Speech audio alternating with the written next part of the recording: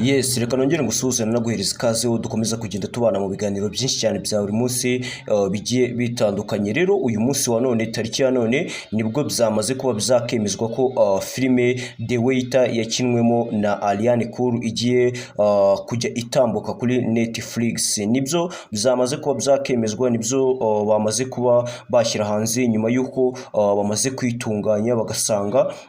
ibigiye gukorwa ari ukujya itambuka kuri Netflix. Rero nyuma y'ibi byose hari ibitangajwe, hari ibyo basize hanze bakomeza kugenda babyerekana mu bijyanye no gukomeza gutangariza abakunzi bakurikirana iyi filime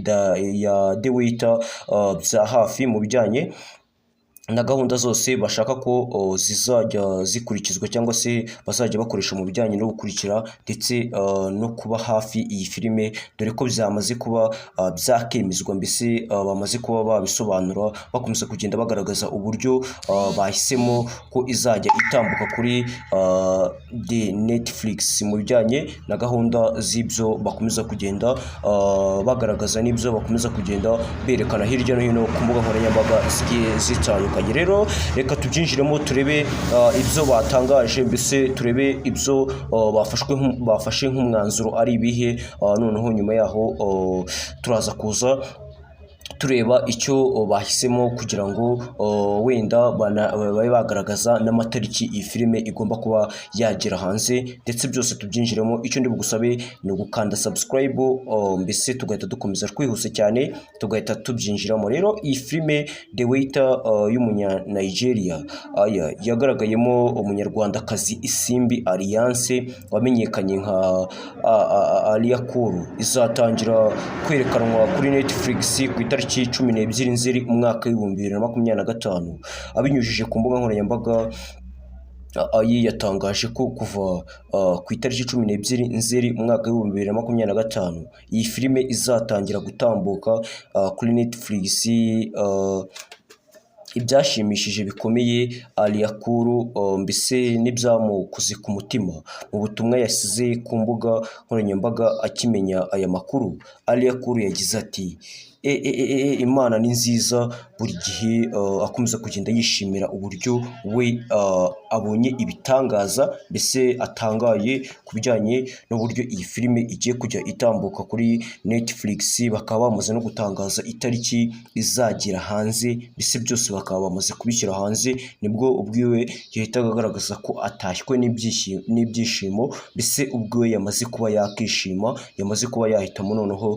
ko ubuzima bugiye kuba bwamumerera neza mu bijyanye na gahunda zose ziri kugenda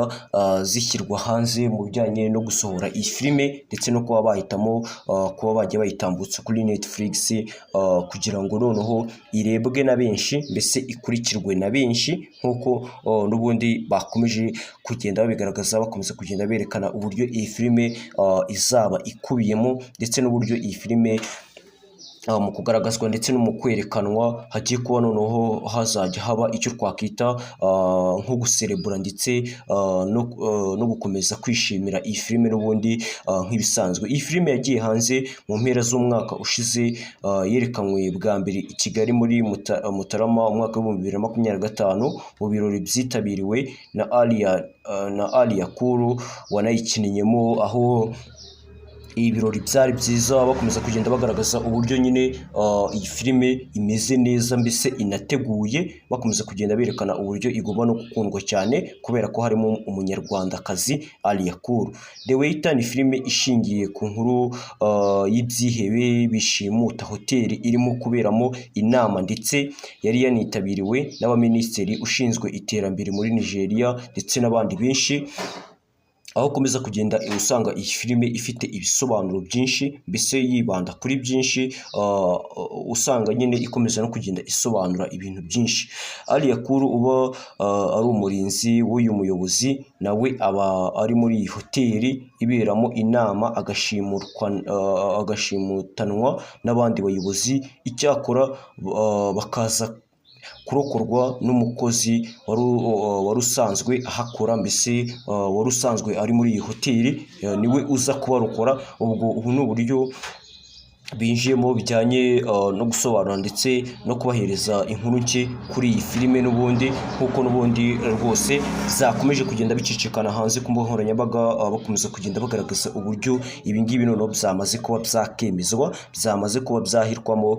ko iyi filime igomba kuba yajya hanze, ndetse mu kujya hanze ikajya itambuka kuri Netflix, n'abayikurikirana hose bakajya bayikurikirana kuri Netflix nk'uko n'ubundi byamaze kwemezwa. Ubwo iyi filime yerekanwaga i Kigali, Ali Yakuru yavuze ko ashimira Imana kubera ko atangiye kugaragara ku ruhando rwa sinema mpuzamahanga, nk'uko yakomeza kugenda byishimira, akomeza kugenda agaragaza uburyo yishimye, mbese ibyishimo byamurenze, aho yagize ati njye ntabwo nagize amahirwe yo kwiga cyane, ikintu nakoze kigakunda nkabona ko gishoboye kungeza kure ni sinema. Njye navukiye muri Congo, ahantu navukiye kugeza n'uyu munsi nta muhanda n'umwe uhari, ntumaze ngo nageze i Kigali gute, ariko icyizere mfite nuko niba nshobora kugera aha n'abandi n'ahandi nzahagira, mbese wenda bizaza bicemo, mbese binakunde, kubera ko we akomeza kugenda agaragaza uburyo yishimiye ibi ngibi, ndetse yanahisemo ibi ngibi, yamaze no kwihebera ibi ngibi,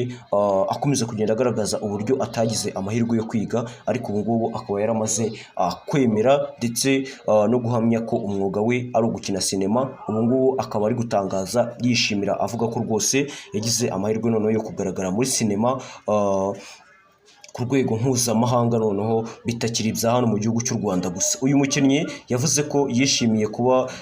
yarakoranye n'abantu bafite ubunararibonye muri filime bakomoka muri Nigeria, mbese akomeza kugenda agaragaza uburyo we yishimye, mbese afite